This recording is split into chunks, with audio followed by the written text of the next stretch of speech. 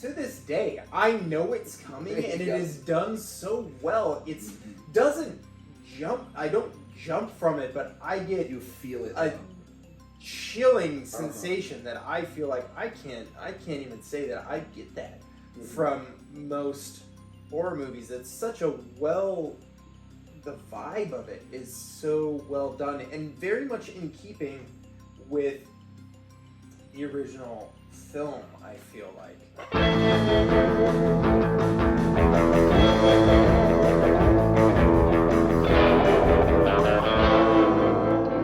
And here we go, man. The Jony Horror Podcast, Episode 2. I'm here with my friend, Kalen Berreman, and yeah, man, welcome. Thanks, man. Glad to be here. I am glad you're here, too. Mostly because you and I, back in the day, would close up the old Starbucks coffee shop, and we lived in the same complex. Which was in walking distance of our Starbucks that we worked at. We would close that down.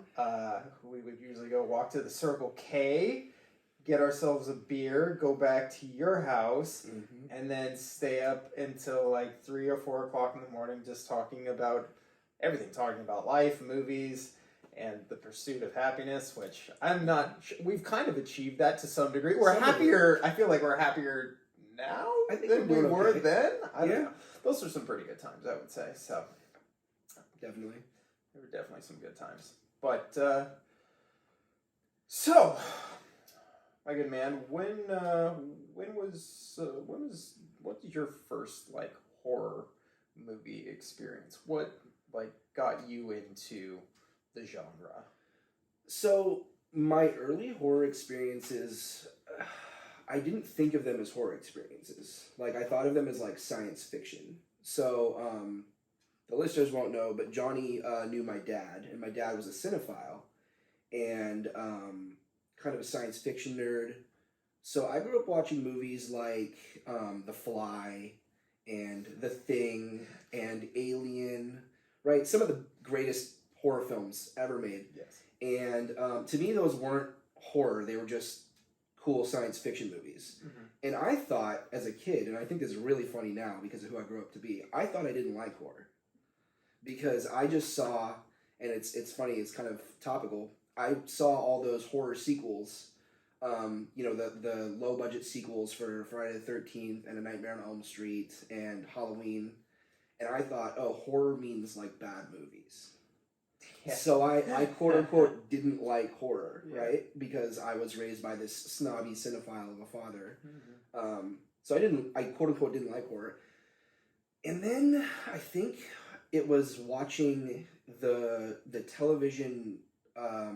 miniseries for It. Oh yeah. Yeah. That got me and my friends, probably around the age of 12, to all read the novel It. And I fell in love with that. And from there, Stephen King, and continued reading Stephen King novels. And then, eventually realized, like, oh, I'm a horror fan. Yeah. Yeah. That's great. Yeah. Yeah, I forgot that you're actually a major bookworm, aren't you? Yeah. Are you reading anything good right now? So, no, I mean, not right now. I've been reading just a ton of comic books. Yeah? Yeah. A couple of good horror comic books, but just a lot of comics lately. Haven't been reading a lot of prose fiction for some reason. I don't know, it comes and goes. You gotta find the thing that like hits you just right, and then you'll read like 3 books in a row, and then you'll run out of steam, and you'll be like, what do I read next? And sometimes you pick something up, and it's not hitting you the way that you want it to. Does it grab you? Yeah. And it doesn't even mean that it's bad. Right? No, you might come back to it 6 months later and be like, oh, this is a great book. Yeah. But you just weren't in the mood at the time. 100%. Yeah. I went through and did all of the Meg novels. I read the first 2, and then stopped for whatever reason, and then when COVID hit and I ran out of things to do, I read all the rest of them, which was like 4 other books. 4 other books, and then I read the Jaws sequels, which the Jaws books, like, believe it or not, like, the original Jaws book is the weakest out of the trilogy of books. Weird. Okay, that's crazy. Jaws 2 is phenomenal. Better than the original Jaws book by a long shot. Infinitely better than the film, and I like Jaws 2. I like Jaws 2 a lot. Jaws the Revenge, like, while still outlandish and ridiculous, it actually makes quite a bit of sense of the plot. Whereas the film, you've seen Jaws the Revenge, right? Oh God, my goodness. It's been quite some time, but yeah, it's rough. Yeah. It's rough. Tried to sit and watch it with Brian. We did a back to back. We did Jaws 3 and Jaws the Revenge, but by the time we got to Jaws the Revenge, we were so belligerently drunk that we passed out halfway through it. So much for that. But that does kind of lead us into a segue of one of the things that I really wanted to talk to you about, which was horror sequels. Now, there's one in particular that you turned me on to, and I think it is arguably one of the best horror sequels ever made and completely underrated. Do you know what it is? The Exorcist 3. There we go. There it is. My man. So glad you said that. It is. I remember watching it just very much by you saying, no, it's really good. Like, you don't understand. It's misunderstood. It's really direct sequel, and it makes sense, and it's a very well made film. Yep. And I remember sitting down watching it and thinking very much the same thing, even if I didn't appreciate it as much then as I do now. So, talk to me about your experience with The Exorcist 3. Man, okay, so I ended up watching The Exorcist 3. I saw The Exorcist 2, unfortunately. And I just want to get this out there just to be super clear for anyone listening. If you're listening to this, the original film, The Exorcist, is a masterpiece. It's one of the greatest horror films of all time. It's one of the great films, period. If you watch that and you like it, and you want to watch a follow-up, just watch The Exorcist 3 and think of that as a direct sequel and completely ignore the second one. It is the worst piece of shit anyone has ever made. It's the most embarrassing film I've ever seen in my life. It's really bad. So I saw that, and then I don't know why. We watched that, and then eventually we got around to 3, and I was a kid. My dad had no qualms with showing me rough material when I was little. Yeah. And so I watched The Exorcist 3 when I was probably like 12, maybe 11. Your dad was the one who showed it to you? Yeah, my dad showed it to me. He showed me a lot of good movies. Yeah. And I was just blown away. Like, oh, this one's good. Like, why was the second one so bad? So then when I was older, I did a little bit of research, and I realized that the author of The Exorcist had actually written and directed The Exorcist 3, which is crazy because authors are not filmmakers. No. Like, people are always surprised that Stephen King's The Shining is bad, and I'm like, you shouldn't be. He's a writer, not a filmmaker. It's a different skill set. Yeah, and what is the other one that he did? Oh gosh, why is it totally escaping my brain? The one that I'm not sure which one. Stephen King directed, and I can't even think of it right now. It has Emilio Estevez in it. It has the Green Goblin truck. Anyways, but William Peter Blatty, is that it? How you say it? Okay, yeah. He wrote and directed the third one, and it's just excellent. It's just an excellent movie. It's an excellent follow-up to The Exorcist, and I just think it's a crazy underrated movie. Like, if you look at its Rotten Tomatoes scores, like, critics didn't really appreciate it, and I feel like they went in with a prejudice against The Exorcist 2 that damaged their ability to honestly assess The Exorcist 3. Yeah, I would firmly agree with that. And interestingly enough, I have found that there is not even, horror fans know it and love it. Like, legit horror fans. Sure.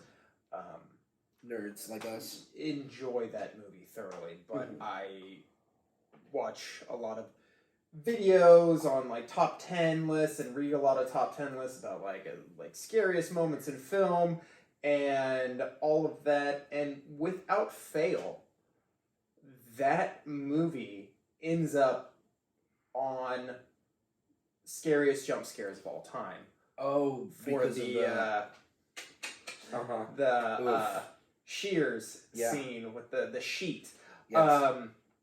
To this day, I know it's coming, and it Yeah. is done so well. It's Mhm. doesn't jump. I don't jump from it, but I get You feel it. a chilling sensation that I feel like I can't even say that I get that from most horror movies. It's such a the vibe of it is so well done and very much in keeping with the original film, I feel like. If anything, The Exorcist 3 has you unnerved earlier on, even from the opening credits, and the voiceover and just like the whispers and the breathing. You're just like, I don't like this. It's chilling. I don't like this Like, at all. That word is used a lot, Yeah. but it's legitimately chilling, and I love that. Like, as a horror fan, It is a I live for very, that. very well-made film, and I mean, I am very much indebted to you for turning me on to that. I think I actually watched it with you. Yeah, we watched that together. Yeah, we watched it at your that house. was Yeah, at my that house. was I was like, oh no, dude, trust me. Like, you're gonna like this one, and you were like, well, shit. Well, you know, when I first started out as a horror fan, I was definitely a little bit more snobby. I would absolutely say. Yeah. Now Sure. the trashier the film is, pretty much the better. I would say that if it's like from the 70s to the 80s, like the trashier the film is, the better. Once it hits like the 90s and the 2000s, when it gets trashy, I'm like, the acting is so bad. It's really hard to watch. But yeah, man, that was that I do remember that, watching that at your house and probably feeling very uncomfortable on the very short walk home, and the fact that I had to try and go to sleep that night. right after that movie, yeah. With the scene where like it's the statue and just the way it's framed. It's not in the center, but it's like off to the side, and it's supposed to be like in a church or something like that. And there's this like Joker looking statue off to the side that is arguably one of the creepiest looking, clown figures in all of cinema, and it's just there for one shot, and then it's gone, and you're like, what the fuck was that about? Which is also that's also in keeping with the first movie. Yeah. With the demon. Yeah. Well, like, I mean, I'm sure thematically. I've talked at length about my and I even talked about it in the last episode with Abby, that my my biggest fear for a long time was Pazuzu, and Pazuzu, that little face that just pops up. It's horrifying. Why did you do that to me? I didn't like that at all. It's absolutely horrifying. Yeah. I love it so much. Such a well done thing, and almost no movies use that like subliminal messaging anymore. It's all very much in your face. Very loud. Yeah. What do you have any other favorite horror sequels? Anything else that you've seen that you're like, fuck, man, that was really good? I mean, it's funny, when you asked me for my favorite horror sequels, and I was racking my brain, like, what are my favorite horror sequels? My mind went straight to The Exorcist 3. I did. So it's a very modern trend. I have been liking the reboot cool thing going on with, started with Halloween. Yeah. And then continued with Candyman. Yeah. I have appreciated those. Historically, like the classic horror films, I don't normally love the sequels. Even like, earlier I was talking about how I like science fiction movies that are horror movies. Even movies like Alien and The Terminator, which The Terminator is a horror movie. Like, if you in I think in a vacuum, the original Terminator is it's very like a much slasher with guns, like, you Yeah. know what I mean. But the sequels to those movies go all the way away from horror and all the way into like action, for example. Yeah. Or like horror films that I really loved, like Halloween, or I fucking love A Nightmare on Elm Street. I didn't love the sequels. I never really liked the sequels a whole lot. How do you feel about Nightmare 3? How do you feel about Dream Warriors? Because that tends to be the one that, you know, a lot of people, you know, love the best. People love I haven't seen Dream Warriors in probably like 20 years, but I can say at the time I didn't like it. I'll have to give that a rewatch. I think you would do well. The thing is, it's still a departure from the first movie wherein I mean, Freddy's still scary, but there very few things are as scary as Freddy Krueger in the original Nightmare on Elm Street. Right.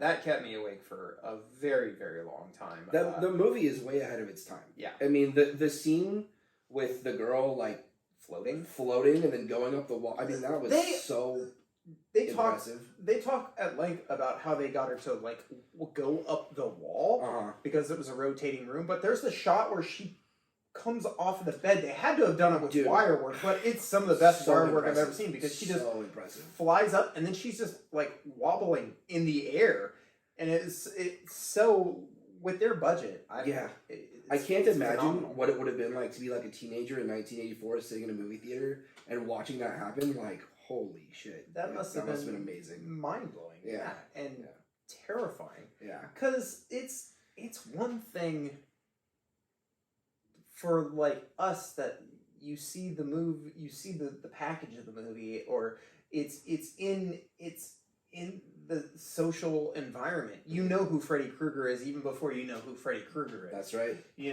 know who he is long before you've ever seen the movie, and by the time you've seen the movie, that's, you know, a horrifying thing in and of itself. But to never have heard of this Fred Krueger and then have him really show up, fuck your life up in, you know, an hour and 45-minute film.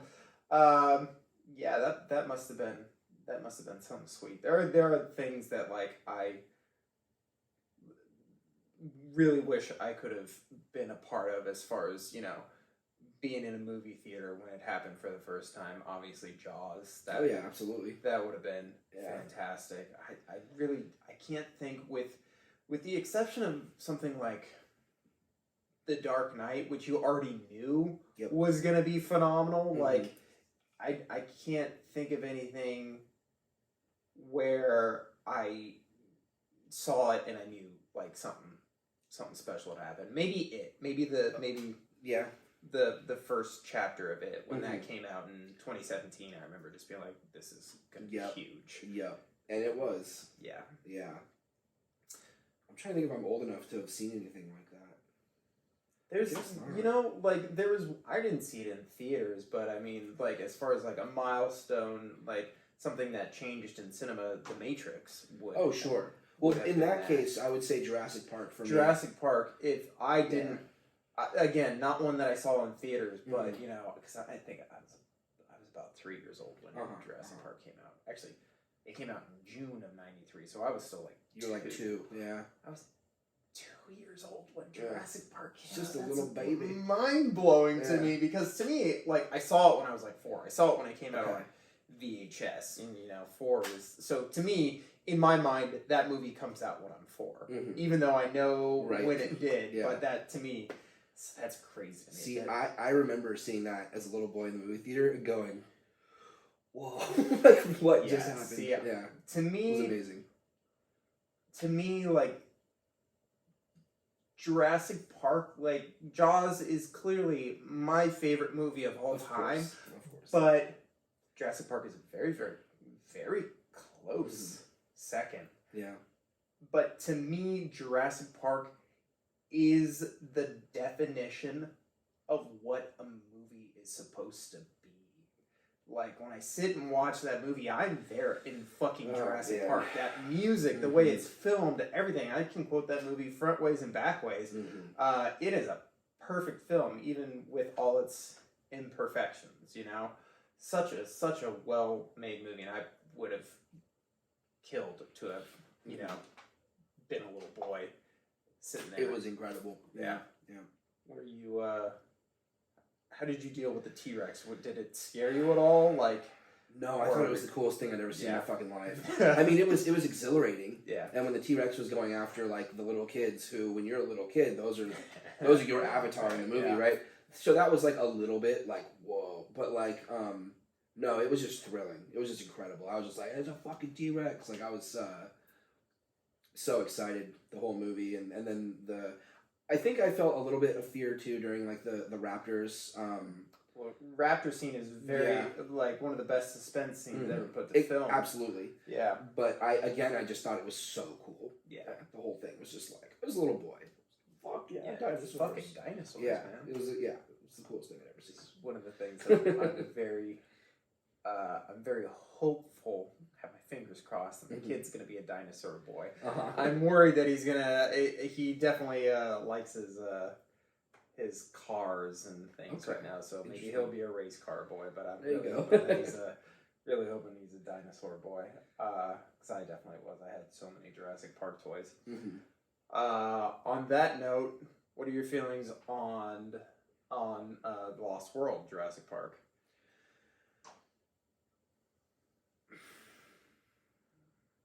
I like it in the context of being older and not expecting it to be Jurassic Park anymore. Yeah. But, I mean, I was probably a little bit disappointed when it came out.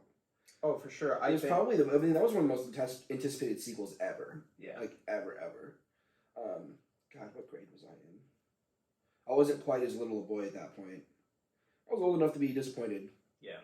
But, I think now I could probably just sort of appreciate it for just being kind of a cool movie that had an unfair task to sort of live up to. Yeah. I loved it because when that movie came out, I was 7. So Prime, that was the age I was, I think, when Jurassic Park came out. So Prime, and I mean, Jurassic Park was my favorite movie when I was little, and then the new one came out. And when the new one comes out, and then all the merchandise grabs you as a kid, you're like, well, this is clearly my favorite movie now. And I mean, I loved it. For some reason, my parents wouldn't buy me that movie. We had Jurassic Park, but they would never, they never bought me. And I swear, it couldn't have been more than fucking $20. Right. They bought me all the toys, but they would never buy me the movie, which I still to this day do not know why. But they gave me a blank VHS to go over to my neighbor's house because we didn't have cable TV, but my neighbor did, and they knew that the movie was going to be on, and so they gave the child who had never recorded a VHS before the daunting task of recording a VHS and a blank VHS, and the movie itself is, I think, one of the longer Jurassic Park movies, if not the longest, already. It's like a 3-hour movie, isn't it? It's not that long. It's a solid, 2-hour plus, maybe 2:20, 2:15. Okay. But they had a whole bunch of scenes added in, stuff that they cut out. They do that sometimes for TV movies to help, take up runtime and stuff like that. So there was all that extra time, and then all the goddamn commercial breaks. So my thing stopped recording at, somewhere around the 3/4 mark. Okay. So I had this movie with all these commercials. Tell me you took that home and you cherished it anyway. I cherished the fuck out of it, man. I loved it so much, but it broke. Days will never know. No, they won't. But it broke my damn heart that I could never finish the fucking movie. Even though I knew how it ended, but yeah, because that was probably my most rented movie at Blockbuster or whatnot. But yeah, man, I know how to, again, it's like a comfort movie for me, like that and the original Jurassic Park. If it's on, I don't care if I watched it yesterday. Right. I'll put it on anyways. Yep, totally feel you. Yep. Do you have any movies like that you're just like, dude, this is my comfort food and I'll watch it on repeat till I die? Yeah, I mean, I've got quite a few movies like that. But in the horror sphere, it's more recent, but The Lighthouse is one that I can watch that movie every day. Perfect. I can watch it every day. I love it so much. That's a perfect movie. It is. It's literally like kind of a perfect movie. Like to me, if you were to ask me to show a person an example of cinema at its peak, that would be on my list of movies that I'd show you. Like to me, that's just probably my favorite movie the last 10 years. The original Halloween, I can watch that movie every freaking day. Watched that very recently. I feel like I could just put on like a Halloween record and just like listen to the score and be happy like permanently.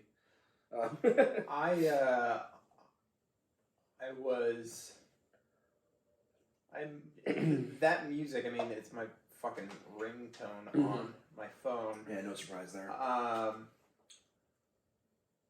John Carpenter's just a fucking machine, man. His music that he puts out is so good. That was one of my favorite parts of the 2018 version, and absolutely one of my favorite parts of Halloween Kills was the score.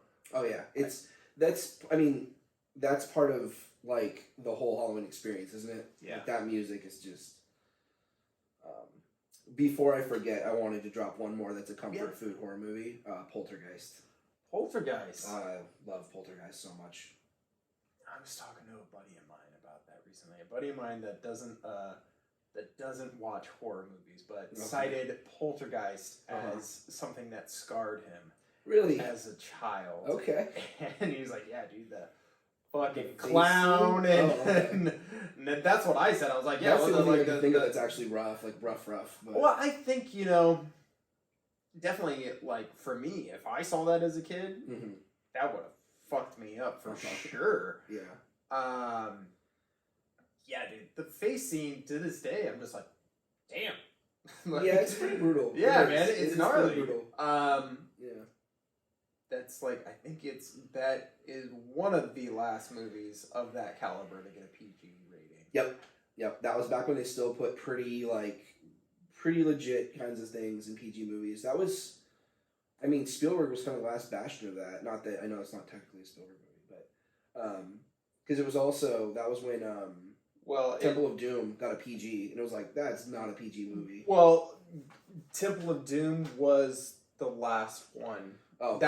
That was the straw that broke the camel's back. I think I actually talked about this in the last episode too. That it was. Sorry, I keep rehashing. No, you're good. I knew that was gonna happen when I did this. I had that I did that first episode. I'm like, oh man, I'm gonna sound like a broken record after like the 10th episode. But it's all good.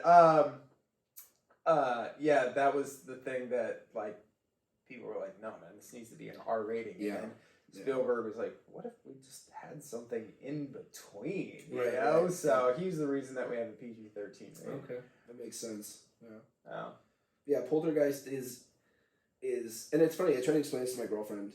So for the audience, I have my girlfriend is a little bit younger than we are, and it's really interesting getting her perspective on these things because like I'll show her Poltergeist, and she can't believe that was a movie that kids went and saw. Yeah. She's like, kids went and saw that? I'm like, oh yeah, lots of them. Like, that was normal for parents to show that one to kids. Yeah. Belty face and everything.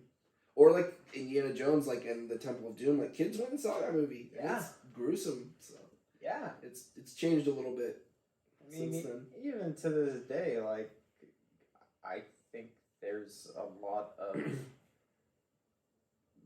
things that would still break down. Like if you go to like the Netflix queue and it's like family favorites, you'd still find Indiana Jones there. Right, yeah. And you're like, oh, okay. Like, damn, all right, cool. There was something else. I don't remember what it was. It was something that I probably saw today or yesterday when I was looking through stuff, and it was just one of the family-friendly films, and whatever it was, I was just like, are you sure? Right. Like, do you remember that movie?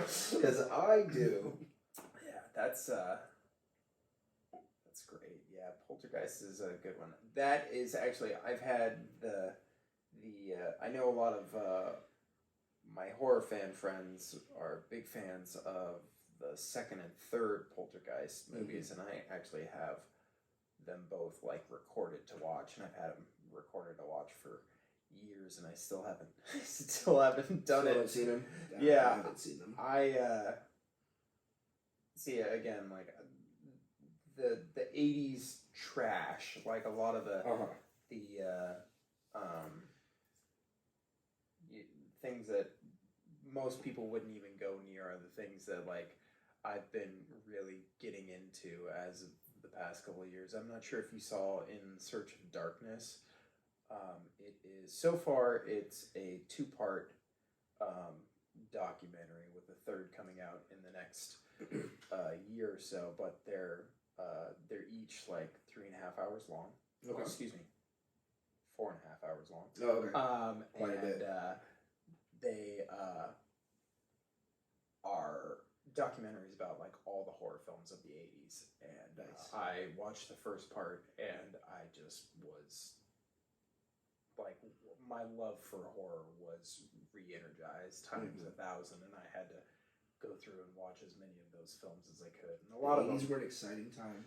Dude, I really wish that my wish was that I had been born in like 1969 or 1970. Yep. Got to see Jaws in the theaters, and then got to be like a teenager through the 80s, man. I feel like that would have been hell of a time. It would have been. And then I would be closer to death than I probably am now. That's right. That's right.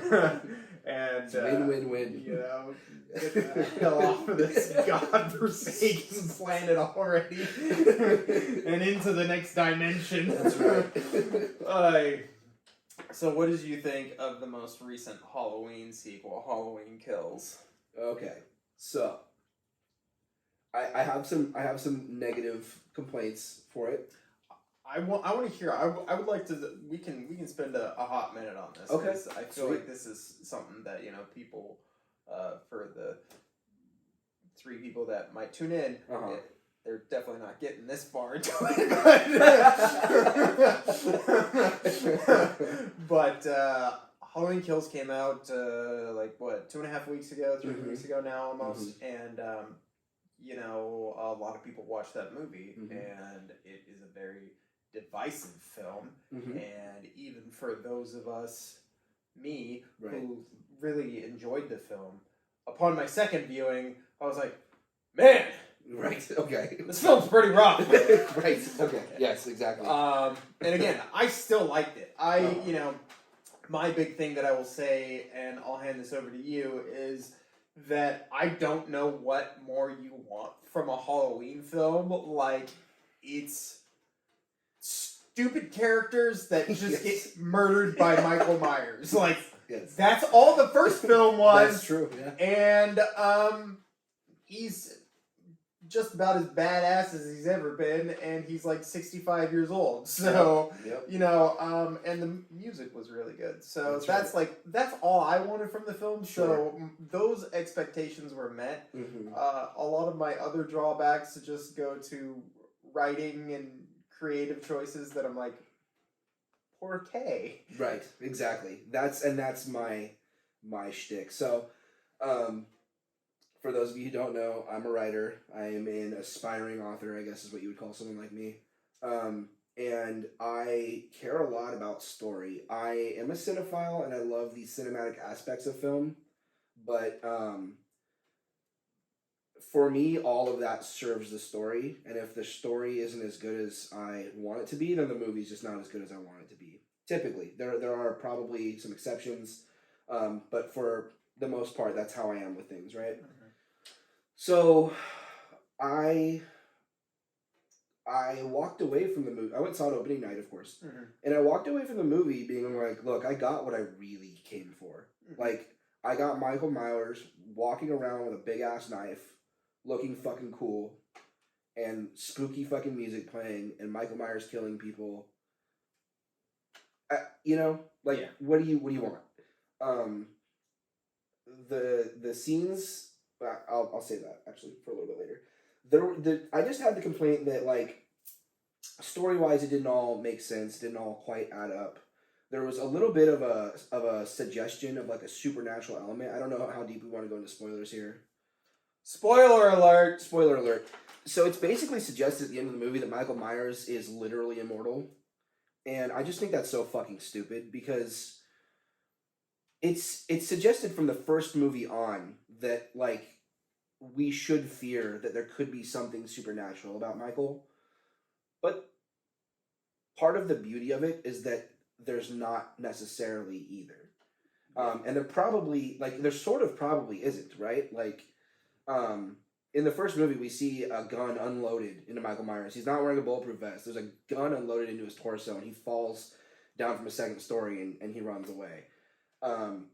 Walks very right, I'm menacingly sorry. I'm away. sorry. He slowly Michael walks Myers don't away. run. That's right. He never runs. But he walks away, right? And Yeah. it's like, okay, so he has this air of being inhuman to him, but without outright being inhuman. Yeah. And there's like a mystery to that, and like there's something eerie about that I really appreciate. And I think the reason it pissed me off is because I don't think you needed it. Like, there's a great scene, to be honest, where the daughter manages to lure him into the middle of a mob who is armed and ready to kill his ass. And she says, "Got you," which is a callback to the movie before, and that part's fucking great. And then they all start attacking him. And having him... You could have had him fight his way out of that. Yeah. Without going supernatural, without going Michael Myers is evil personified. Well, I think, if I may play devil's advocate just a little bit, I do believe that is the whole concept of Michael Myers, and that would be from what I've garnered from watching a million interviews with John Carpenter, that basically, what if evil was a person? Sure. And that would be Michael Myers, and that's why he can't be killed, is because evil he's... can't be killed. Yeah, exactly. You can't destroy evil. Now, where I agree with you is with everything else that you said, that didn't necessarily need to be said out loud. With that said, I like the idea that they don't know how to stop him, and so they're making him up to be more powerful than he actually is. Mm-hmm. So when Laurie says the more he kills, the more he transcends, I like that line. I like that line a lot. I think it's very cool. What I would have done differently is not have him be beaten and stabbed and shot by a mob, but rather what happens 30 seconds later, which is he gets back up and starts killing them. I would have loved to seen a melee happen of all these people trying to kill him, but they can't. And they just fail. And instead of showing, oh yeah, he's just superhuman. Exactly. Where, why no one in their right mind ever does the double tap. I mean, to me, that's where the lazy writing comes in, and it's never people don't have the chance, because if you made it so people didn't have the chance, you'd be like, oh, well, he's just unstoppable. But when he's laying there on the fucking ground and you don't chop his fucking head off, right? Come on, right. gang. What would you do? What would you, like, if you had him in front of you and you're holding an axe? That's why you'd end the fucker. Like, yeah. Arguably, have you seen Halloween H2O? Have you seen when it came out? Like, yeah. So that is hey, no worries. Yeah. It's I think if you were to watch Halloween, and I know a lot of people have disowned, like a lot of the people involved have disowned Halloween 2, but I think Halloween 2 is a solid film. By no means has it reached the greats, but as far as a sequel is concerned, it's certainly not bad. It's got definitely some redeeming qualities there. Yeah, and the whole element with Laurie being the sister, whatever, I could take it or leave it. It doesn't ruin it for me by any means. Then H2O picks up 20 years after the events of that night, and Laurie Strode has gone into hiding, changed her name, has a son. She's a teacher at a school. Somehow Michael Myers finds her, and, you know, the ensuing battle takes place on Halloween night of all nights. Surprise, surprise. And in that one, at the very end, Laurie chops off his fucking head. And you're like, all right, cool, he's done. Of course, in the sequel to that one, Halloween Resurrection, which I fucking disown, and I will say it right here, right now, that movie is hot fucking garbage, and I don't think I will ever watch it again as long as I live. See, now I need to watch that one once. it just pisses me off. It's just 2000s horny teen hot garbage with some of the worst dialogue, and for some reason Busta Rhymes is in it, which is actually maybe one of the more redeeming qualities. But at least there's that. They find a way to bring Michael Myers back. But as far as I've always been concerned, that moment where she chops his head off, that is the end of that story, and I think that's a cool way of looking at it. But going back to Halloween Kills, there are character choices. There's just blatantly terrible dialogue. I mean, I don't know how many times you have to say "evil dies tonight" in one film, but I get what they're trying to accomplish there, but I agree with you that they didn't. So, and I evil dies tonight. Like I liked the characters, Big John and Little John. I thought they were funny, and they're to me, I thought they were fine characters. I just feel like it's not even that they shouldn't have been in a Halloween movie. It's just that they shouldn't have been in this Halloween movie. I feel like the stakes are too high, and it created this weird pacing issue where, like, we're just talking, we're hanging out with these guys that are talking and being silly, which, again, I liked the characters. I thought they were perfectly, you know, silly together and added good comic relief. Yeah, absolutely. But it certainly didn't progress the story forward at all. It took away screen time from Jamie Lee Curtis, which felt unnecessary. Took away. We could have been developing maybe Karen a little bit better. Maybe doing a little bit more character development for Tommy. Because those two were definitely the leads of the film, in my personal opinion. Laurie Strode's down for the count, and those two are the ones that are driving the story. So more or less on their shoulders. I was a big fan of all the carnage, all the violence in Michael's just fucking rampage. I liked all that.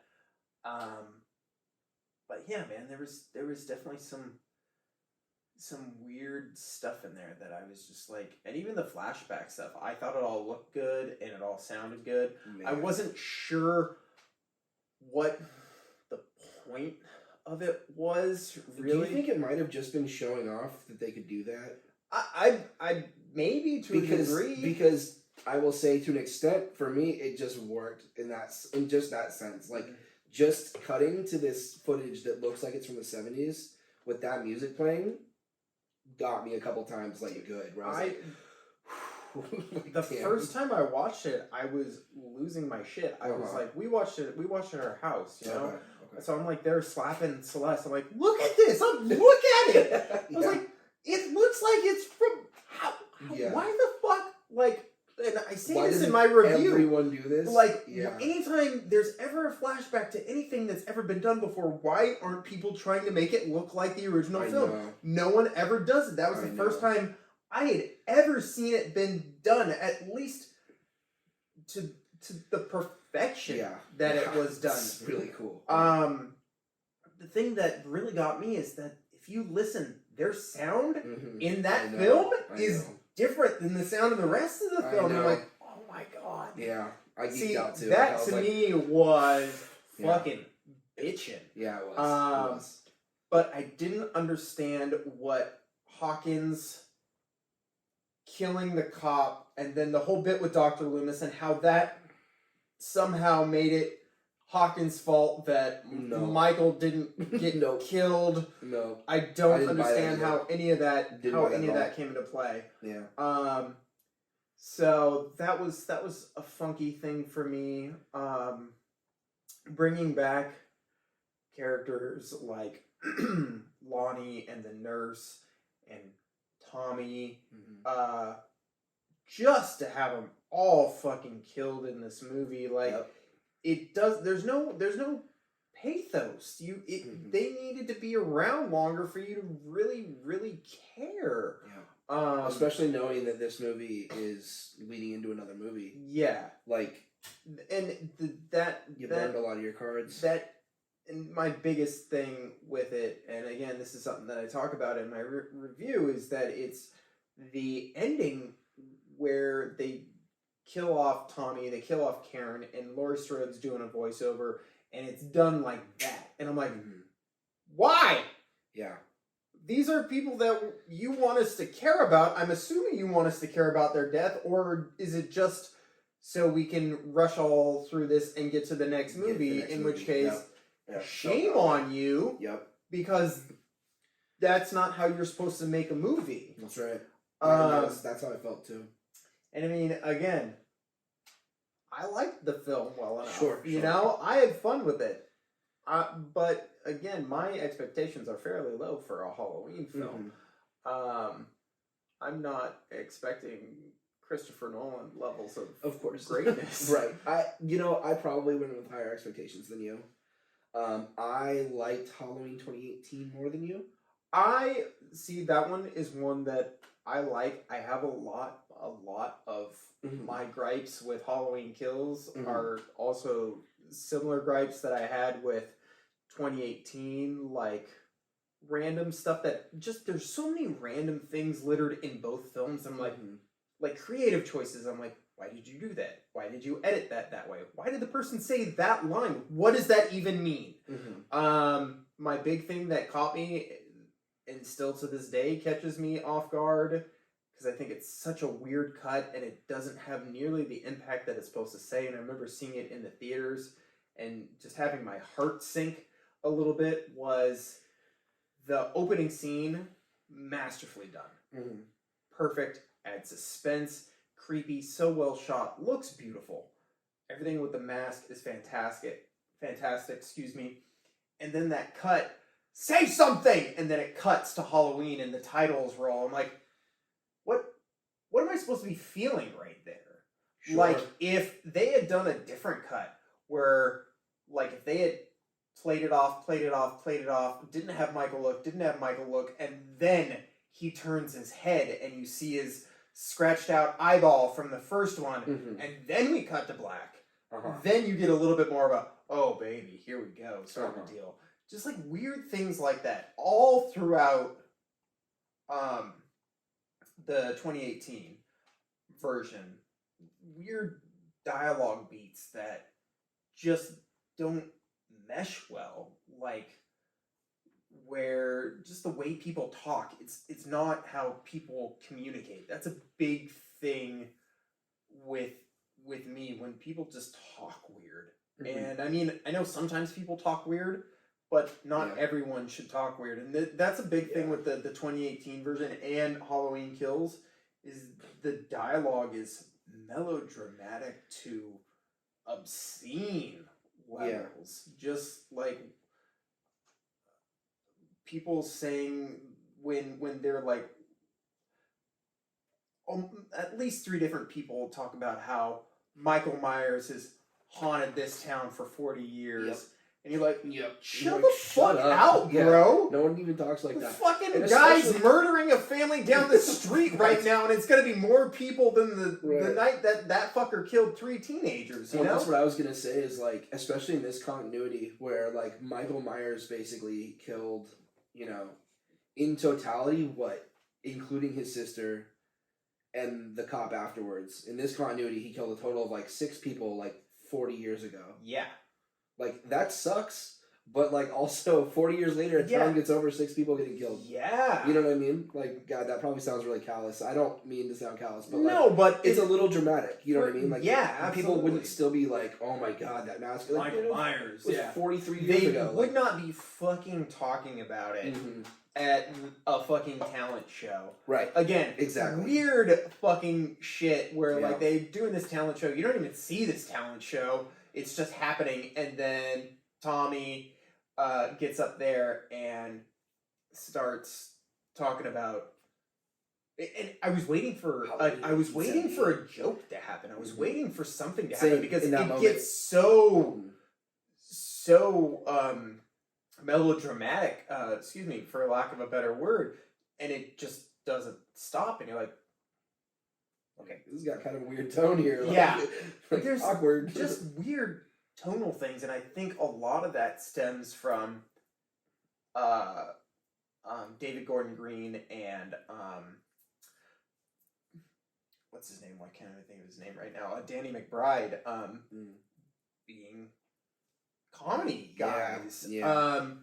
And I feel that usually that is not the case. I feel that usually when you are a comedic person, it's very easy to switch over to drama because it's very easy to make people cry. It's not very easy to make people laugh. Yeah. You know? Comedy writers tend to be pretty clever. Yeah, and so I feel that jump is a lot easier than someone who would naturally do horror movies to try and do comedy. Jump into comedy.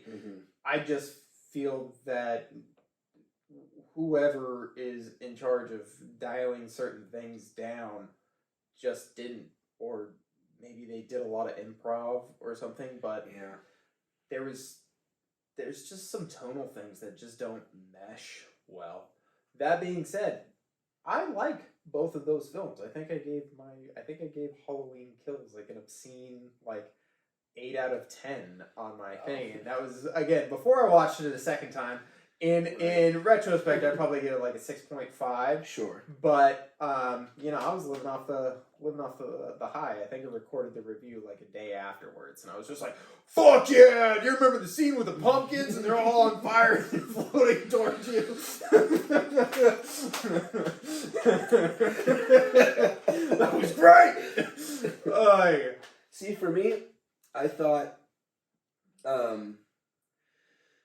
there were a few things that really disappointed me from like a physical point of view, choreography. Like some of Michael's murders in that movie just didn't have any fucking tension at all. No. If I don't believe that a person could possibly escape or possibly win somehow, you don't have a good slasher kill scene, in my opinion. Yeah. And this might be me being a little bit snobby, and I am a little bit more snobby than some people with stuff like this, but like to use an example, the opening scene of the original Scream is great because you really think she might get away. Yeah. You know what I mean? You really think she might get away. I didn't feel like that a single time in this movie. And I gotta tell you, one of the most disappointing moments of the whole fucking movie, there were Little John and Big John. Mm-hmm. Okay, there's a scene where they realize that Michael's in their house, and Big John starts taking his shit off of his hands. He starts taking off his rings, taking off his bracelets and shit. I got so excited, Johnny.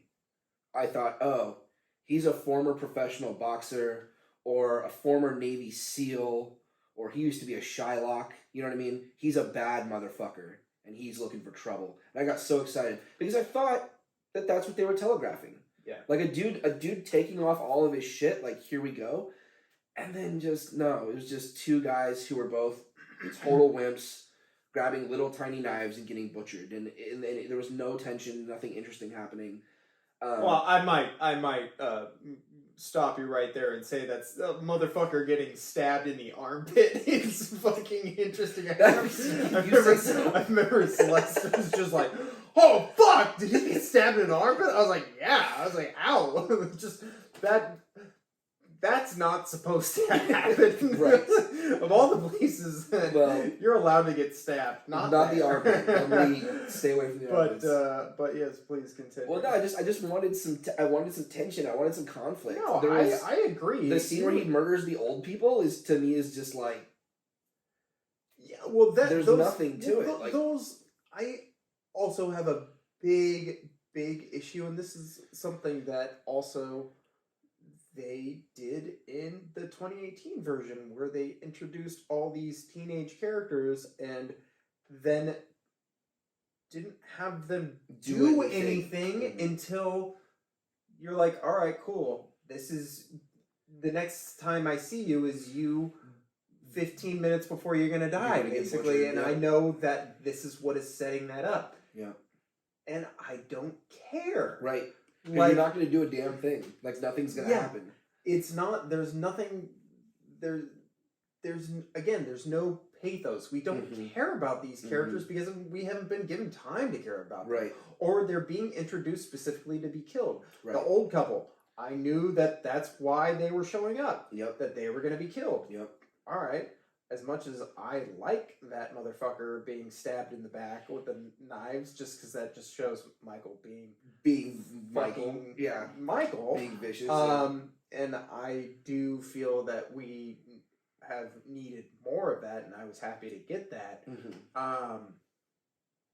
But same thing with Big John and Little John. I'm like, well, here we are, and the biggest dumbest thing that those characters did was close the damn door. Oh, yeah. And not leave their house. Right. Yeah, there's a maniac in our house. Let's out of your house. Door and let's search him out. Find him with little knives. With the fucking, like, because we're charcuterie board knives and fucking go, like, get out of your house.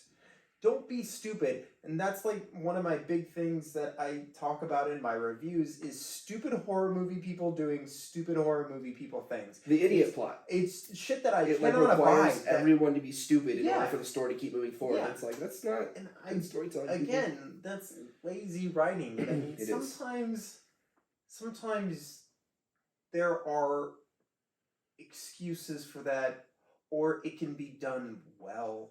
You know, but... Well, a character being stupid in a scene is one thing. Yeah. It's like everyone being stupid all the time. Yeah. It's like, that's just weak. Yeah. Yeah. I 100% agree. How do you have any thoughts about how the third one will end? Man, I really don't know where they're going. No, I don't. It's really hard to see. I'm not sure. I'm gonna be there opening night again. You know. Yeah. I'll be butt in seat. But what they're gonna do, I'm really not sure. If I had to guess, I would imagine. I mean, I feel like Laurie's gotta. She's gonna die. Have her final confrontation with Michael Myers. Yeah. Maybe they both die, and that's they're both dead. Thinking. And then when the cops show up, she's still there, but Michael isn't. Yeah, no, that would be fine at all. I kind of feel like it has to be her and Michael's final confrontation. I kind of feel like they're both gonna die, and I kind of feel like they're gonna cop out, and Michael won't be dead at the end. I think you actually just kind of hit the nail on the head. Yeah. We'll see. Maybe they'll surprise us. I want a little bit of compensation. Yeah. For that. Yeah. There you go. I want just a little bit. No. We'll send you an invoice, guys. I want 0.5%. Yeah. That's all I want. I just want a credit. Just have my name. Yeah. My name somewhere. I've done a couple of like Kickstarter things where I've contributed to stuff, and I always like wait through all 9 zillion credits to see. Wait, what? I made a movie. I contributed $10. That's right. I told you I'd make it big. You never believed me. All these losers back in my hometown.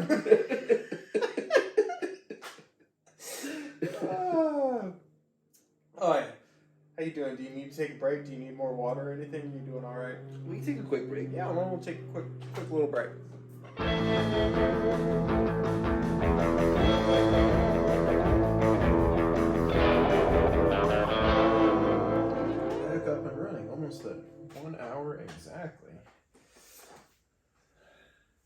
How's your whiskey? It's fantastic. Yeah. Johnny was kind enough to pour me a little dram of Whistle Pig's 10-year rye, which I'm very excited about because I've never had this lovely nectar. It is quite delectable. So now that we have a little bit of the old devil's nectar in us, Yeah. let's talk about. Let's get a little bit deeper with it and talk about some real life fears, some real life anxieties. What to you, if this isn't too personal a question, but what are some of the things that's legitimately put fear in your bones? Oh man.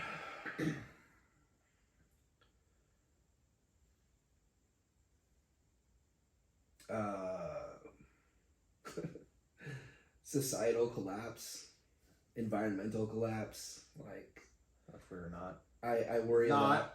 Yeah. I worry a lot about living in like Mad Max times. Yeah, like, not that I think it's gonna happen just like that, but the idea that food and water and everything that we are used to having isn't gonna be the same forever. That freaks me out a little bit. Yeah. Yeah, that one's definitely one that's been rolling around in the old noggin, particularly as of late, particularly with the way that you see the Republican Party kind of restricting voting laws and stuff like that. It's pretty scary stuff. But on the flip side, the way that the far left has leaned so hard into censorship, I feel like normal people are really just getting lost in between this war that's happening between these two polar opposite sides. And do you think that we might have a potential civil war on our hands? I don't think all out conflict across the nation is likely. I think more of it like simmering until it hits a boil in the way that we're seeing it right now. Like airlines are having to stop serving alcohol because people are attacking their flight attendants. There's been a little spike in violent crime. People are just kind of fighting more. There's more confrontations. Mm-hmm. I find myself at work. We both have a job that sort of puts us out there a little bit for these situations. Mm-hmm. I've found people more confrontational. I could see that just sort of increasing in that direction. But I guess I just worry about the combination of incompetent governments combined with just ecological realities leading to it starts with things like rolling blackouts and then our produce not being very good and being really expensive, and it's like, hey, why am I paying 7 times as much for bad produce? And then there is no produce and there's no water available this week, and it's like the frog in the water. That's something that is kind of a lingering anxiety in the back of my mind. I can not that, by the way, if anyone's listening to this, I'm not predicting the end of the world. I'm just saying this is something that concerns me. I mean, all empires up to this point have fallen. Yeah. So, I very much believe that we are seeing the beginning of that, even if it doesn't happen for another, 50 years or something like that. You and I could both potentially still be alive. But, I remember I had some serious reservations about bringing a child into this world. Still have by no means do I regret it, but I feel you feel concerns. I feel regret. Yeah. For by no means is it anything that I could have stopped or changed. Right. We're not in charge, unfortunately. You know, we had Celeste's godchildren over for Halloween, and we were doing pumpkin carving, and one of the youngsters was taking a lot of the paper towels, and her mom told her, you know, that's for you. The trees you're gonna killing the trees, and I'm like, had to tell her, I was like, don't make her feel bad. She can use as much paper as she wants. You want to know why? There are warehouses filled with paper towels that will outlast all of us. Those trees are already dead. The world is already dead, and there's no reason you should make the kid feel bad about paper towels. All of this has been fucked before any of us had a chance to do anything about it. Yeah. And I am a firm believer that we should stop telling people that everything's going to be all right and start telling people that it's not, and that we should probably enjoy the time that we have left with it being good. I am a full-blown atheist. Mm-hmm. I'm a pessimist, and I'm a nihilist. Yeah. I'm the most depressing person you'll ever meet. Yeah. And I have very little hope for humanity in general. I mean, if you look at it in terms of just disasters, if you look at it in terms of the fucking dinosaurs, eventually there will be an extinction level event of some kind. Of course. Yep.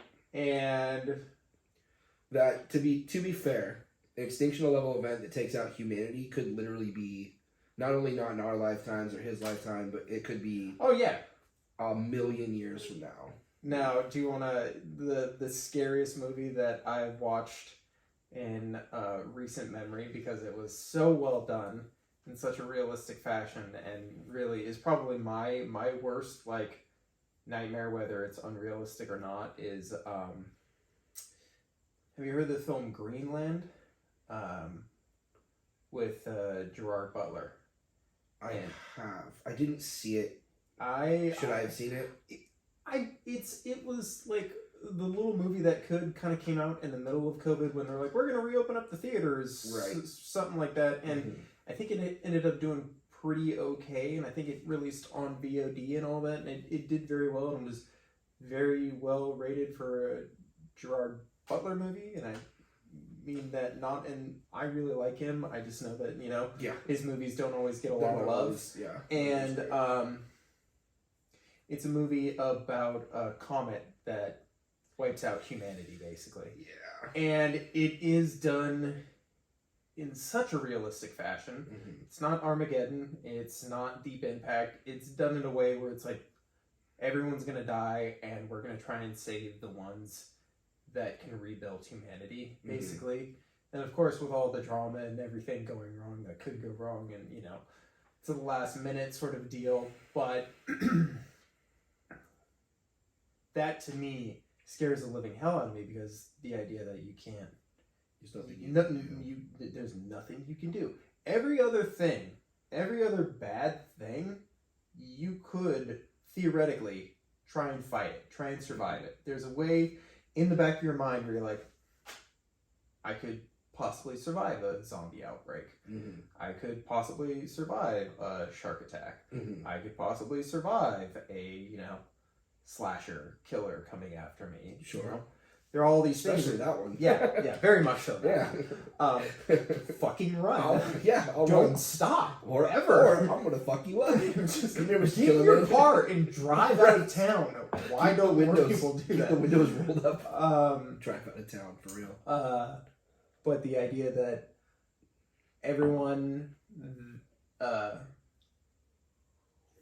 you know is all gonna die in the same instant as you, And I didn't know what this fear was for a long time, and then I heard it talked about on the Joe Rogan Experience, which was, I do believe it's death terror theory or something along those lines. Basically this idea that we are so afraid of being forgotten, not leaving our mark, that's why we try and become famous. That's why we try and, have absolutely make the tallest building or create the best piece of art, so that we are remembered beyond. And that's why a lot of people have children and stuff like that, so we are remembered because we're so afraid of being forgotten. And I think personally, when I found that out, I was like, oh yeah, no, I definitely have that problem. It sounds real egotistical, but I can honestly say that the idea of just no one remembering me sounds really, really depressing to me. And I a lot of people, when I tell people that, like, my big anxiety of, like, I used to have nuclear holocaust dreams all the time. I don't really have them anymore. Now I have asteroid dreams. And that happened even before I saw the movie, but, like, just something big falling from the sky and that big explosion. I remember I had a dream. This one hit home. I had a dream. I was in the car with my wife, and it was, like, her family, like her brothers. And we saw, the asteroid or whatever it was coming down from the sky, and I had my physical impulse was in the dream wanting me to tell her to drive as fast as she could. This need to survive, this physical need we all have to fight and survive, that is instinctual, and my brain and heart telling me, just step outside of the car and tell your wife that you love her.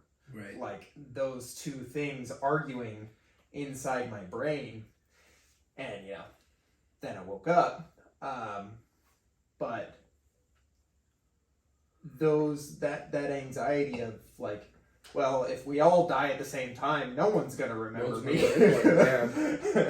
And then now I have a child, and the idea that, I wouldn't be able to save my child is the only instinctual thing that overrides your ability to take care of yourself, basically, is save your child. And in the movie, Gerard Butler has one child. He has a son, and it's him and his wife. And so I sat and watched this movie, and I had an anxiety attack the whole time I watched it. I was, like, clenching Celeste's hand. I was the one who put on the goddamn movie, knowing what it was about too. This was my idea. Yeah, fuck with me. Terrible, like, anxiety thing that I have to, I deal with, and that shit freaks me out. And that's an extreme thing, but I'm an incredibly anxious person. I didn't realize it until only very recently that I am anxious about everything all the time. And that's actually one of the reasons I wanted to talk to you about this stuff, because I know that you are too, and I big time. Would have to extend my apologies, because I think there was a time when I was a young and stupid and ignorant man that was just like, you're being ridiculous, and definitely you and everyone else, my brother. That it's not realizing that it's something that is it's a hard thing for a lot of people to deal with, and a lot of people don't even realize it, because no one tells you about anxiety. They tell you about stress. They tell you ways that you should cope with stress, and that you shouldn't be stressed. That you shouldn't be stressed, and that there's no reason to be stressed. They don't tell you about this, like, weird sinking feeling, like, why is it that when I drive to work after having 2 days off, that I'm extra paranoid about the fact that something's happening to my family that I can't control as I'm driving to work, and that I feel like my car is going to crash into anything at any instant. And I'm like, why is that? Yeah. You know, they don't talk about that stuff. Yeah. And you've always been that way. Yeah, like I have. You've always had those tendencies. Yeah. So that's interesting.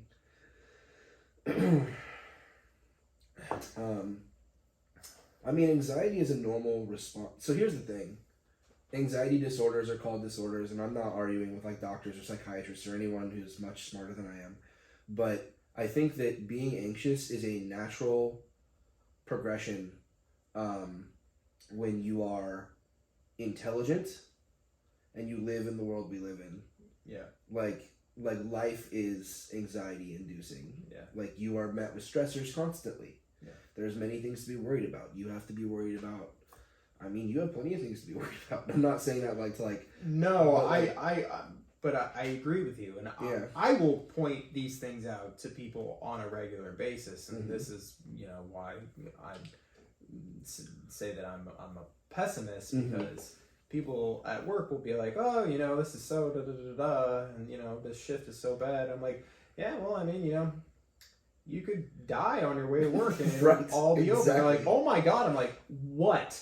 Like, that's Why? true. Like, It's that's a gonna true thing. happen. Right. Why aren't we okay with talking about it? Yep. We should be okay with talking about it, because guess what? None of us are getting out of this alive. Not one. Not a single one. It's a funny thing too, because I think that way and I talk that way sometimes too. And most people I think distract themselves. Like we are squishy, fragile nothings. Yeah. Like the universe sees fit to crush us with boulders all the time. Yeah. You know what I mean? Like the way that you might kick over a can and kill a bunch of ants without even meaning to, the universe does that to humans constantly. We are specks in existence, and the natural world around you is indifferent to you. Like, it doesn't fucking care that you're here. So when you're someone like you and I, and you sort of meet the world on those terms, people that are really, really concerned about like, well, I don't want to pick on anyone specifically, but people who are just like very distracted and don't allow themselves to have those thoughts, I think get a little bit like weirded out when they're confronted with that sort of thing. Well, I will take it a step further and pick on people specifically, and in no way, shape, or form is this really an attack, but I do find that people who are religious have a little bit more of, I would say, more power to them in this regard. They are comfortable with, I mean, comfortable in quotation marks with the idea of dying, because they think it's because they believe that there's something better to come. And there's a purpose for their whole life. Yeah. And see, now I, being a very humble person in the sense that I feel like I won the fucking lottery to even be here in the first place. Take all the good things that I have and really try and take stock of them, as much as my anxiety and my depression would like to say otherwise. I feel very, very grateful for all the very, very good things that I have, and the fact that all of that could be taken away at any given point in time is not lost on me. That life is fleeting. Yeah, and that this is, as far as I'm concerned, this is it. So I think, again, I do feel like I'm covering some territory I talked about with Abby again, but I do think that people who think that there's something after this, they don't look at it as depressingly as I do, but I look at it and go, yeah, we're after this is done, this is it. So it does make the idea of dying a little scary to me. Sure, of course. Yeah, and I think, and again, I think anybody who says that they're not afraid is, trying to pull a fast one, because just the idea of not existing, if you can try and wrap your head around that, then you're doing better than most. Right. I think that some people are built different, and some people probably aren't that afraid. I think there are sociopathic types, and I think there's certain types of people, but I would say generally you're right.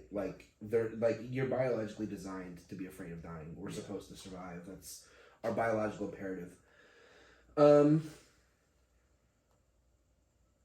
I didn't think this podcast was going to go in this direction, but I have been studying Western philosophy for a while, and there's a famous Stoic philosopher named Epictetus, and he had a really great bit on dying where he basically talked about how, think about harvesting wheat, everything gets harvested, the blade comes for us all, right? Mm-hmm.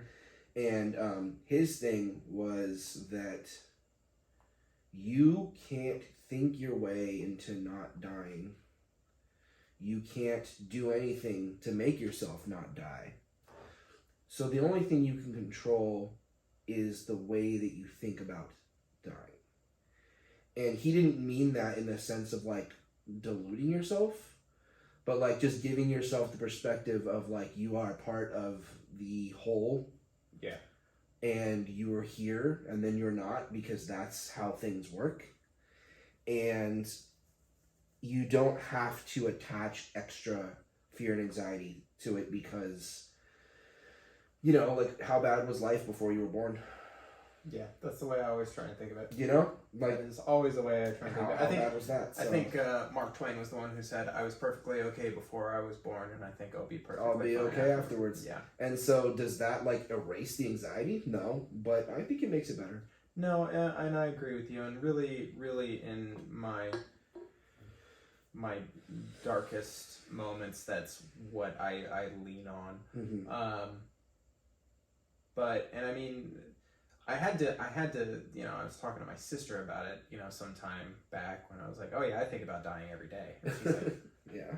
Are you okay? And I'm like, yeah, why? Well, she has a point. Thinking about dying every day is a key indicator of depressive symptoms. So. Oh yeah, for sure. And that was what led me to look into, mm-hmm. Anxiety disorders and stuff sure. like that, and see on a scale of 1 to 10, how bad am I? And you're like, oh, not great. Yeah, pretty bad actually. But it's, to me, it's something that I like to keep in the forefront of my brain, mm-hmm. For better or worse, because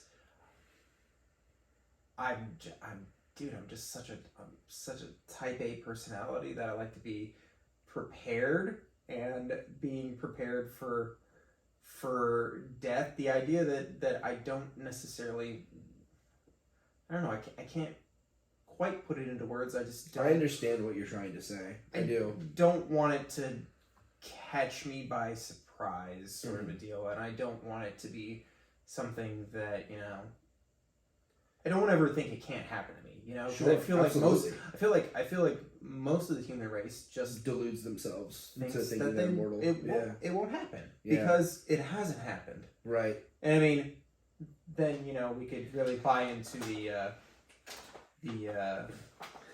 the Matrix theory, which is where my brain likes to go, because that's always the fun one. You're like, well, maybe we're just in a simulation. Well, I actually have a quick question for you. Have you ever been there in the moment where you were sure that this was it, you were gonna die? I had one moment where I had a tire blowout. Okay. And it was funny because I wasn't sure what was going to happen. I was sure in my gut.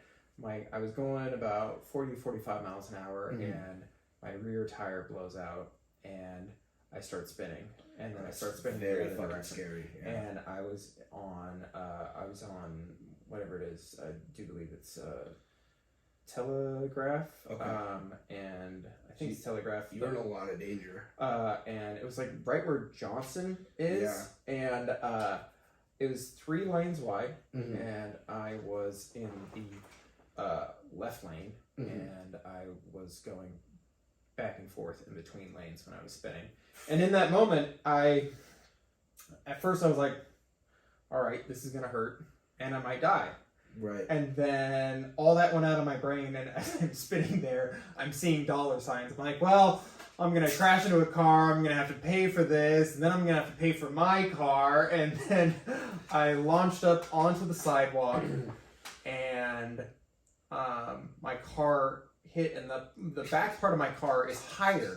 So it launched up onto the sidewalk, and then just like went completely into this grassy area that was right there. And then all 3 cars that were however far behind me like went past or whatever, and one car stopped and was like, "Hey, are you okay?" One decent And person. I'm like, "I'm good, man." I'm like, I think so. And then he drove off, and the people on the side were like, "Hey, we got part of his license plate." And I was like, "It wasn't a hit and run. That was the one decent human being today." And the only thing that was wrong with my car is the alignment was fucked up and the tire blew out.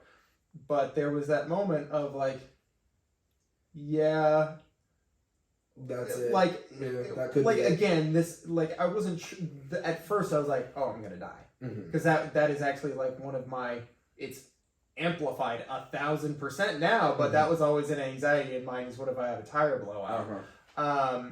Yeah. So when that happened, I was like, oh, okay, this is how we go. And then I was like, well, I didn't die right away, so there must be pain involved. And then it was like, well, I'm still not dying, so there's going to be some financial issue, of course. Like, Hey, they say most senior citizens are more afraid of going broke than dying. yeah. They're more worried about that. Yeah. So, what was your moment? Well, I had a bleeding ulcer.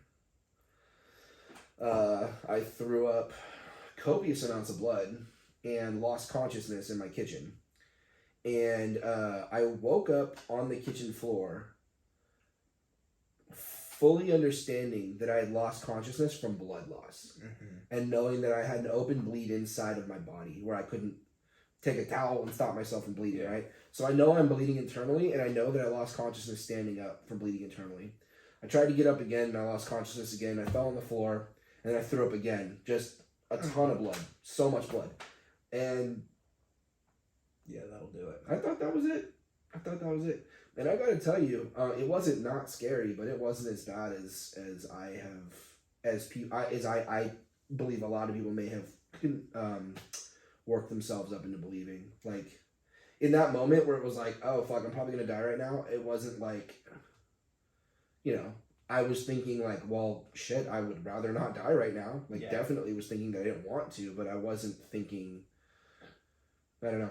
I think also there, I mean, to me, by no means, but like that would be a preferable exit to what our good friend TK would always say that he liked to do, which is like go out in an exploding plane or something like that. Yeah. To me, that doesn't sound great at all. No, that doesn't sound wonderful. No, I don't like that idea at all. Or the instinctual thing of being like attacked by some predator that was that's bigger and badder than you, and the idea of think happy thoughts, because the rest of your life will not be present. Yeah, exactly. Yeah.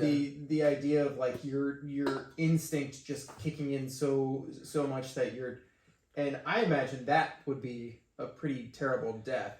But those moments of just like, I'm sure not, I wouldn't exactly consider it. I mean, we all want to die in bed, close our eyes, and just maybe with the person we love most in that moment, and then just fade off. That's how we all want to go, because that is without a doubt the best way to go.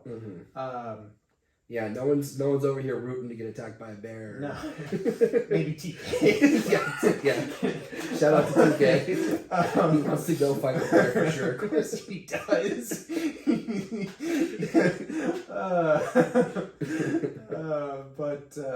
Yeah, I think there are definitely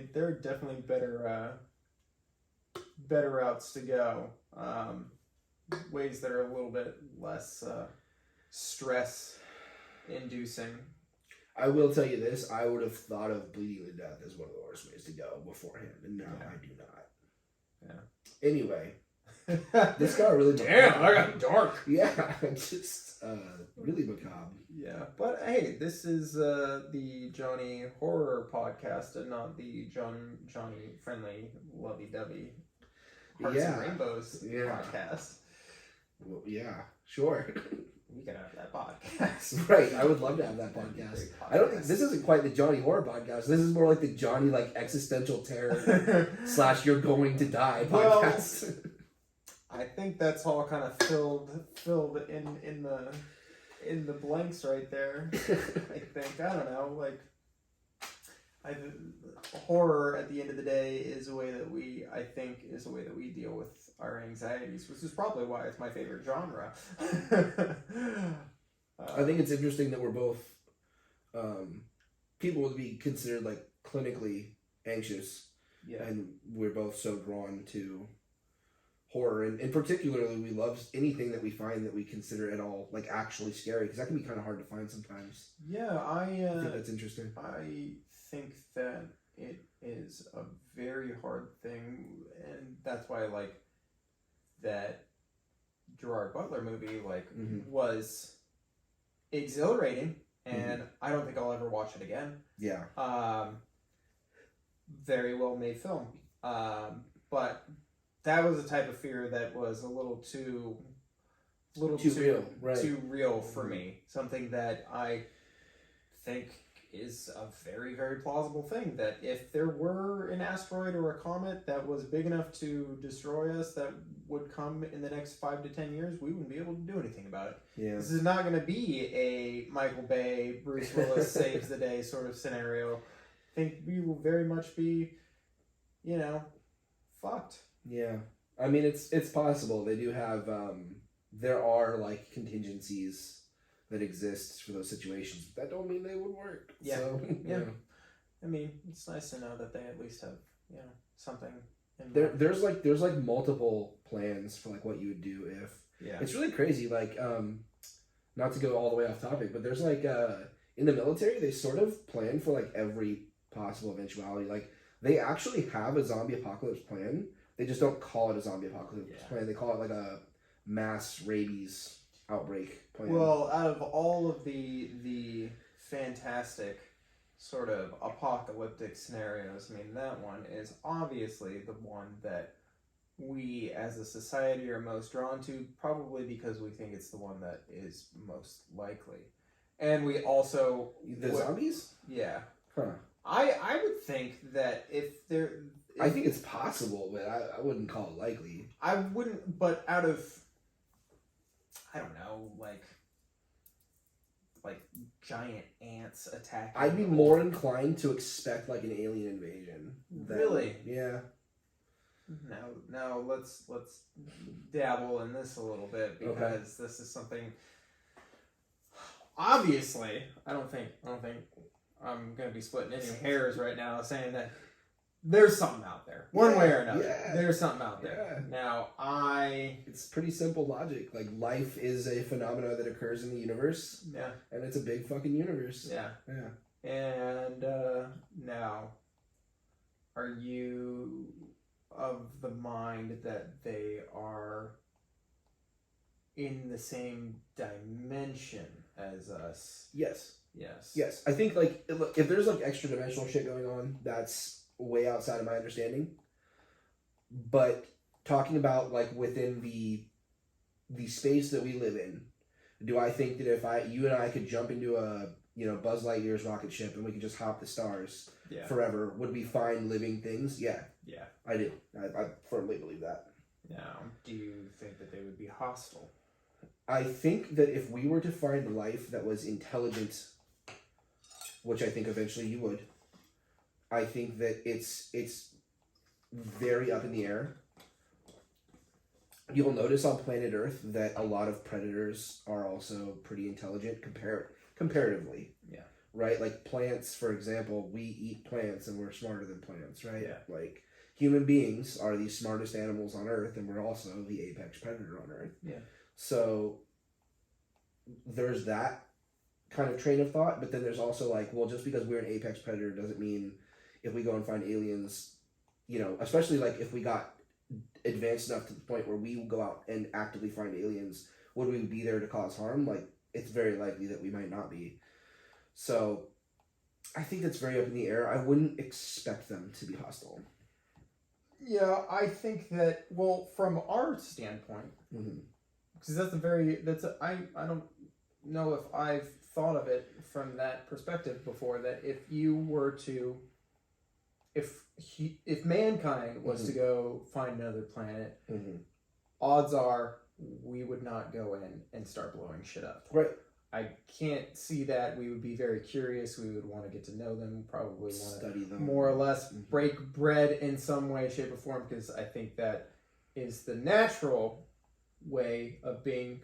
With that said, if we are thinking in a more primitive way, if one tribe went into another tribe's territory, that's right. It usually ends in some sort of bloodshed of People some sort. fighting. Yep. Now, I think that if aliens were to come here, I think mankind would, even if they didn't come with the intent, I think we would most likely be the ones to fuck it up, especially depending on who's in power. And these days, most of the people that are in power are not great people to have in power. That's very true. That's so. It's like, especially like you take a look around the world. It's like, it's real bad. Yeah, a lot of the world is run by dictatorships or governments that are leaning towards that. Dictatorships. So, and enough of them have nukes. Yeah.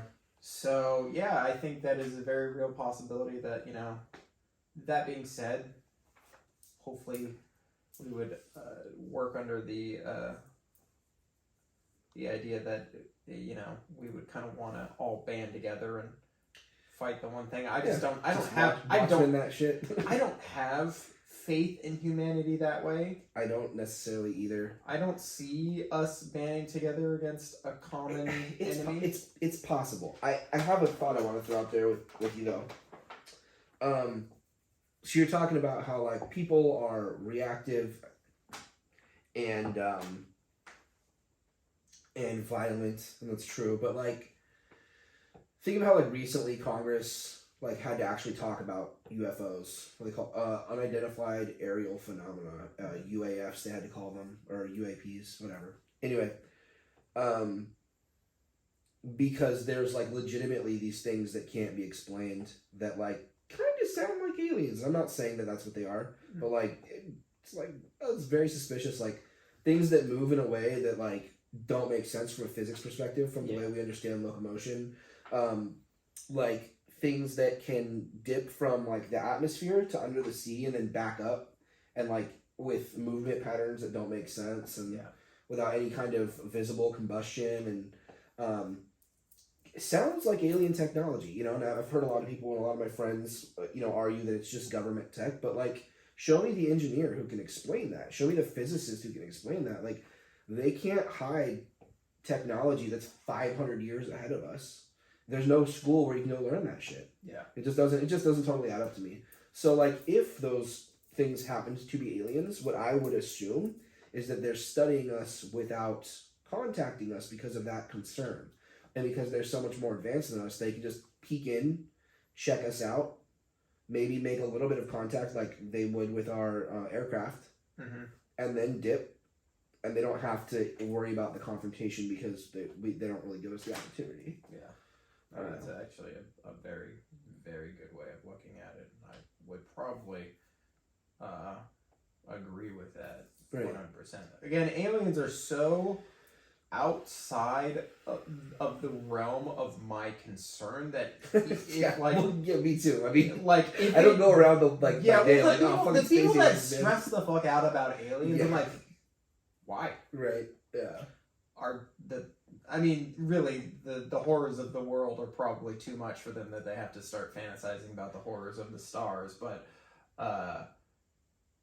yeah, man, there's too much shit happening. So when people talk to me about aliens, I'm like, yeah, man, Independence Day, we got Will Smith, we're fine. That's right. We're gonna be A-okay, buddy. We're gonna have a president that's a former fighter pilot. Oh my god. how do we not have a president that's that cool? I grew up thinking that the president of the United States was that badass. Coolest person. Like, I mean, I guess W probably could do it. yeah. You could call his old ass up and be like, W, go fight the aliens for us. He'd do it.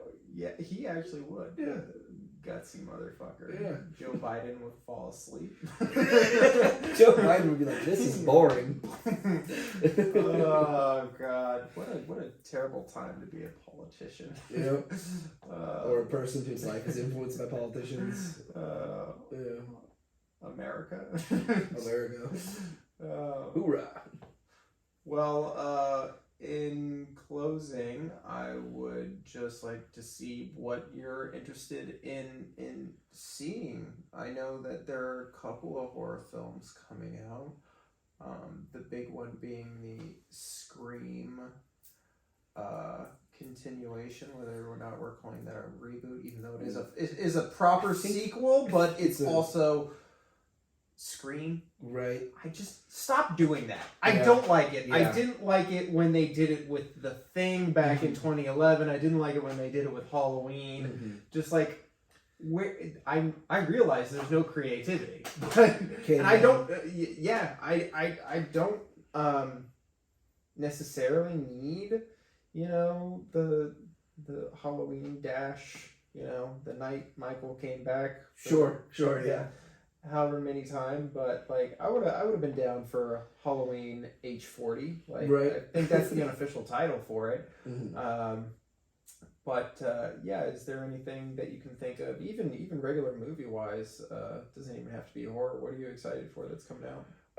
My 3 most anticipated movies for next year are going to be Matt Reeves' The Batman.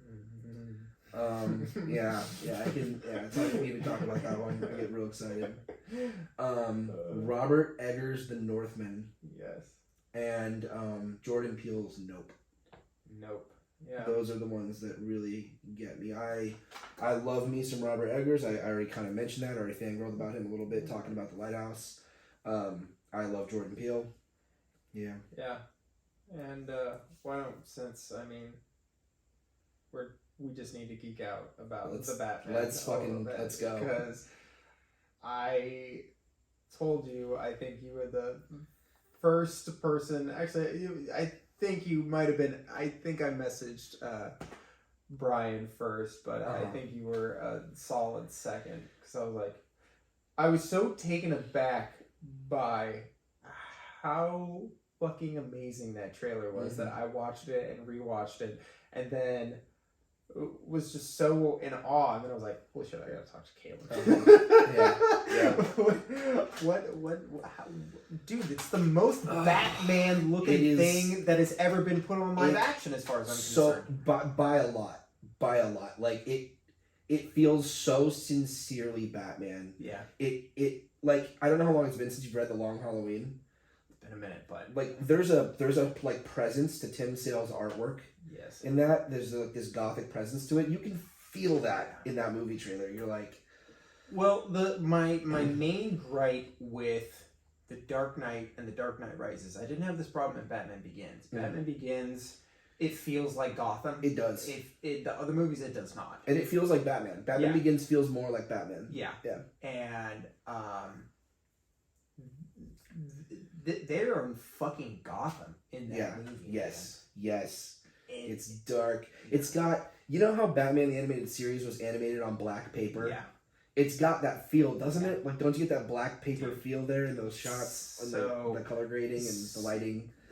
How do you feel about... Now, I have been a Robert Pattinson fan since he was in Twilight. I think I remember watching him and just going, I think he's got something. Then anything that he did, even if I didn't see it, I was always interested in whatever he was doing afterwards. And then, have you seen Good Time? Yeah. Good Time is fucking phenomenal. Good Time fucking slaps, man. That movie is badass. Yes. Like, you want to talk about an anxiety attack. Yeah. That whole goddamn movie, it's brilliant. And Pattinson is the fucking man in that movie. Like, to say he won me over in that movie is a massive understatement. So I hadn't kept up with his career very well, and I'm ashamed to admit I missed several good movies that he had been in. When he got cast as Batman, I was immediately like, huh, I wonder why they did that. And, admitting my own ignorance here. I wonder why they did that. So I immediately went online and started looking into, like, what's he been up to these last few years. And I immediately, like, everything was just like, oh, yeah, Pattinson's been in all of these various films you haven't seen. Rented Good Time on, like, Amazon.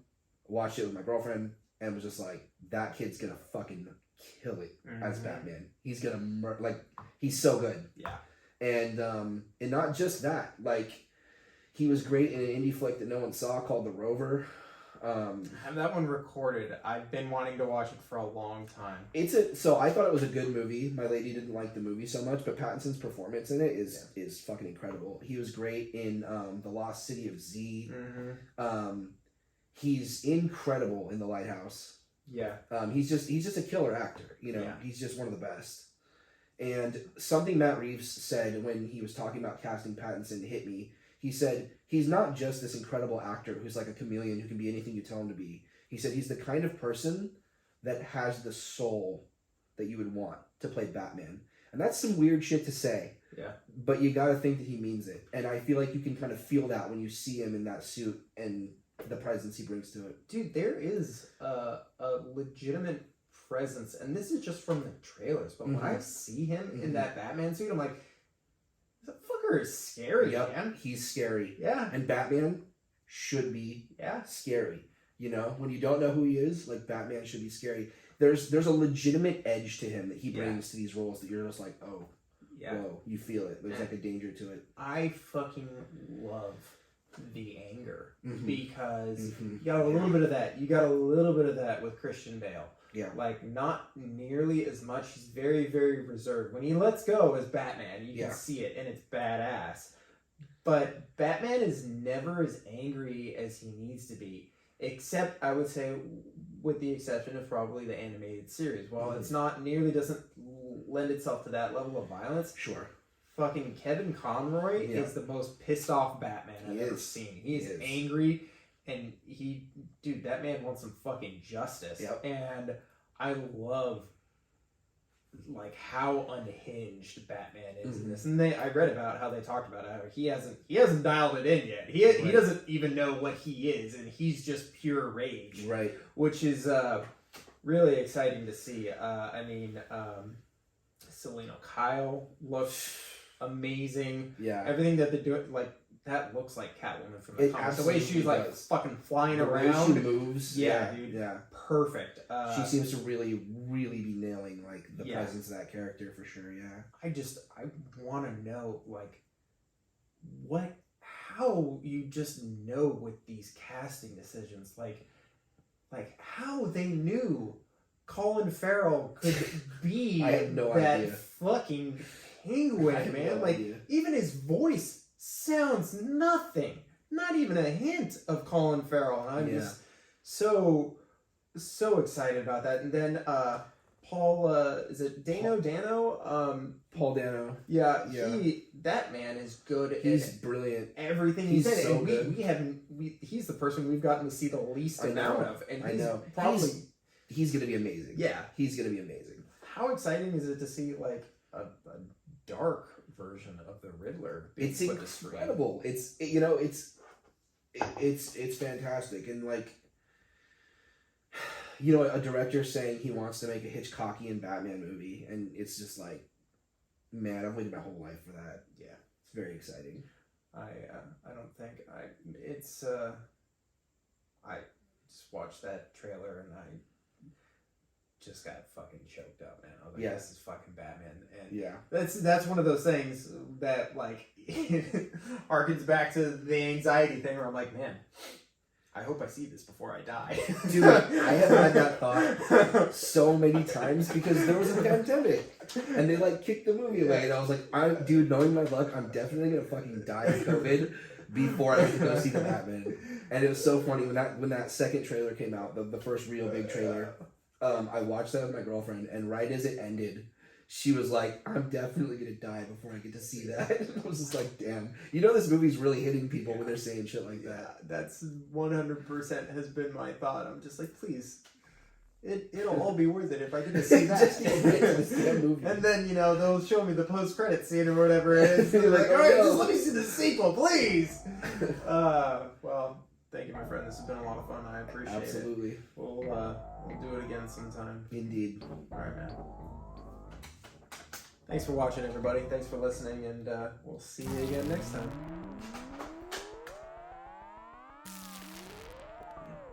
Now the question is, was that at all entertaining?